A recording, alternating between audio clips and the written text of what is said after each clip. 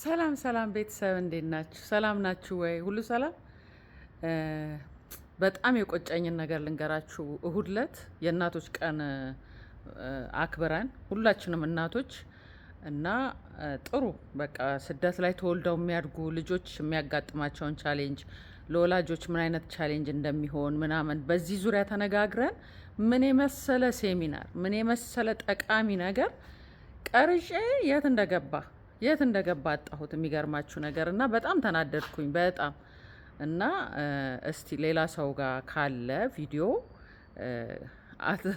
እቺ ደግሞ ምን የእናቶች ቀን ካለፈ በኋላ ትፖስታለች ምናምን አትበሉኝ። በጣም ጠቃሚ ስለሆነ ቢያልፍም ፖስት ማድረግ አይቀርም። በጣም ጠቃሚ ነገር ነው በጣም እና ውጭ ሀገር የተወለዱ እና ያደጉ ልጆች ለቤተሰቦቻቸው ምን ያህል በቃ አደጉልኝ ምናምን ምናምን ብላችሁ ልጆች ሲያድጉ ደስ ይላል አይደለም? ግን ትልቁ ቻሌንጅ ያለው ካደጉ በኋላ ነው። ይሄ ልጅ ሆነው ጠብተው ጡጦም ሆነ ጡት ጠብተው አስገስታችሁ ዳይፐር ቀይራችሁ የምታስተኟቸው ዳዴ የሚሉ ምናምን ልጆች ላይ ምንም አይነት ስትረስ የለም። በእውነት ከምሬ ነው የምላችሁ። ግን አድገው ደረሱልኝ በምትሉ ሰዓት ልጆች የዛ ሰዓት በጣም ስትረስ ነው የሚሆንባቸው። ቻሌንጅ ይሆናል ለቤተሰብ ማለት ነው። እና በዛ ዙሪያ ነበር የተነጋገርነው። ምን እንደወሰደው አላውቅም። እና ሀይላይቱን ልንገራችሁ ዝም ብዬ። ያ ምንድን ነው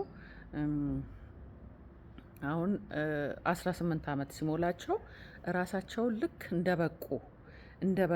በቃ ሙሉ ሰው ነኝ ብለው ይገምታሉ።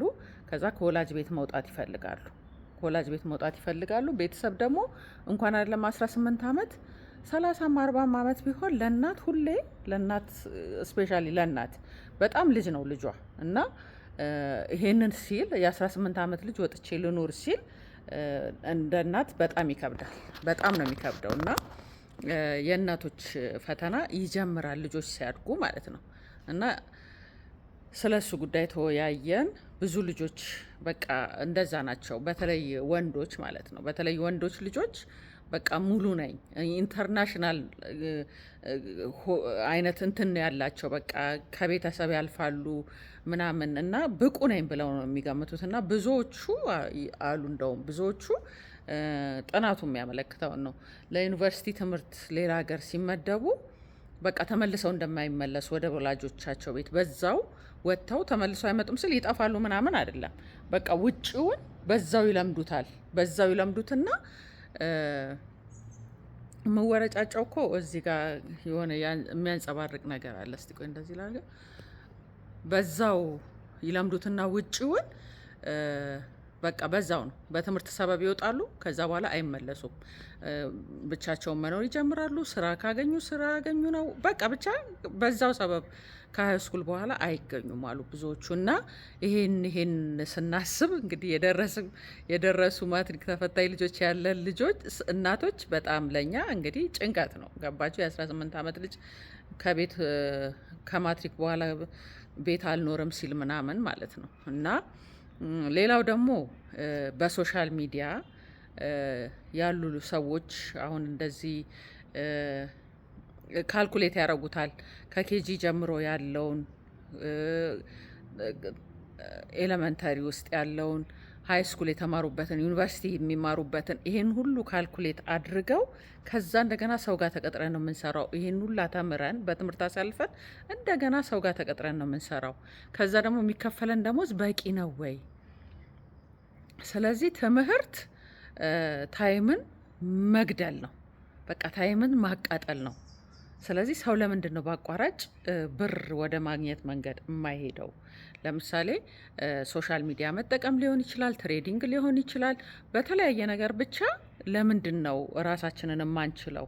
ትምህርቱ ቢቀርስ ለምን ታይማችንን እድሜያችንን ከመብላት ውጪ ትምህርት ምንም ጥቅም የለውም የሚል አስተሳሰብ ብዙዎች ላይ ማለት ይሄን ሁላ ጭንቅላታችንን በጥብጠን ጊዜያችንን አቃጥለን ተምረን ሶሻል ሚዲያ ላይ በቲክቶክም ሊሆን ይችላል በዩቱብም ሊሆን ይችላል ሰዎች የሚያገኙት ብር እኛ ከምናገኘው ጋር ሲተያይ የሰማይና የምድር ርቀት አለው። ስለዚህ ለምንድን ነው በትምህርት ጊዜያችንን የምናጠፋው?